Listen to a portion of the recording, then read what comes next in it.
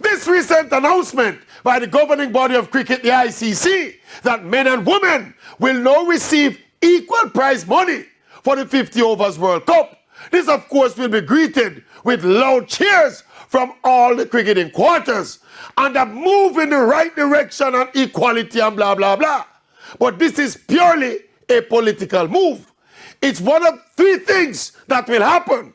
It's either the men who play at the Cricket World Cup are going to be underpaid, or the women who play at the Women's Cricket World Cup are going to be overpaid, or both.